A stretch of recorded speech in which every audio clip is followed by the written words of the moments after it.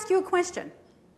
How many of you know more about diet and exercise than your body would indicate at the present moment? Okay? That's it? Yeah? But still about 3/4 of you. The rest of you still need to know a little bit more. In fact, how many of you know so much about diet and exercise you could write your own book? Yeah. See, so you don't even need mine. You know everything there is to know. Well, what gets in the way? If you know what you should be doing, why aren't you doing it? Well, you know, it seems like a lot of hard work, doesn't it? It seems like it's so hard that somehow chocolate, cheesecake, and the couch cushions just seem to be a little bit more comfortable than the hard work we think that it takes to eat right and to exercise. Today I'm going to share with you the good news. It isn't that hard. It doesn't have to be so difficult. You don't have to get stressed out about it. You're going to find out that making a few little changes in the way that you think, no, I didn't talk about diet, right? But the way that you think can actually change your weight and well-being, and I think you'll feel a lot better about yourselves. I mean, many of us play the submissive role, and remember what I said, Robert Frost.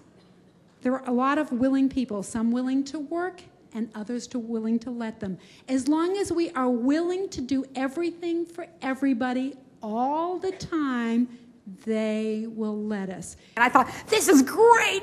And I was down in Miami for 3 years, and I loved it. I was so warm and toasty all the time.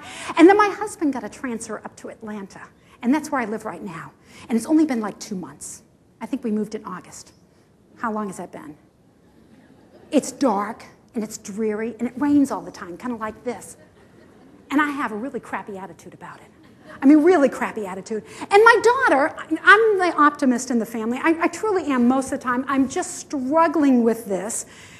People would ask me, so where are you from? You know, neighbors would come over with their 7-Up pound cakes and such, and they'd say, so where are you from? And I'd say, Miami.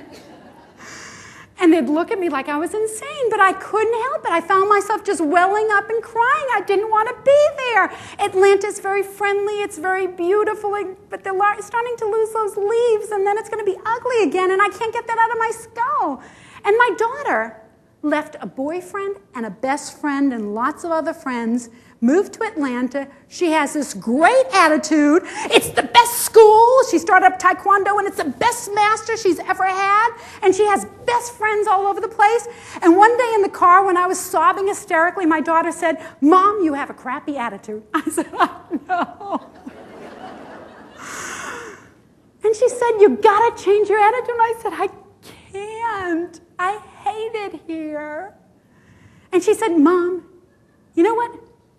I look at this as a 2-year adventure before I go off to college. Your problem is you look at it as if you're stuck here.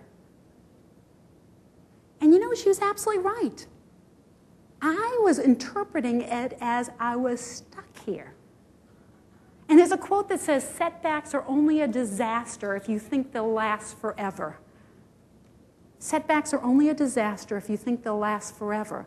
And that was my problem. I was looking at it as forever. And you know, the neat part about singing, like this morning we talked about how to reprogram your brain. Instead of saying, oh, I hate my job, you change it to, I love it, it pays the bills, or something like that, is you have to think about it. With songs, you don't have to think about it. If somebody says, sometimes you feel like a nut, see, you don't even have to think about it. Chances are you haven't heard that in 30 years, and for some reason you still remember it. It's stuck there. Same thing with a lot of our songs.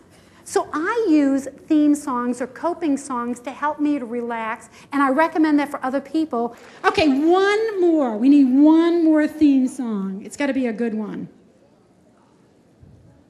Oh, don't want to miss anybody's opportunity to sing. You didn't. They were volunteering you.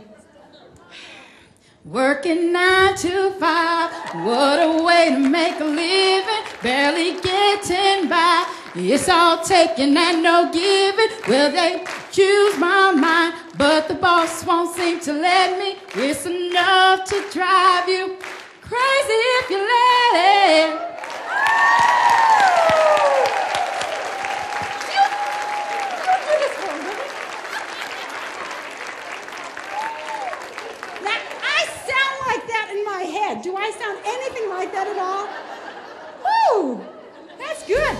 just want you to feel that all of these things are achievable. All it takes is a few small things to make a big difference. You remember, as Dr. Joe always says, it's no big deal. We all can do it. Thank you and have a great afternoon.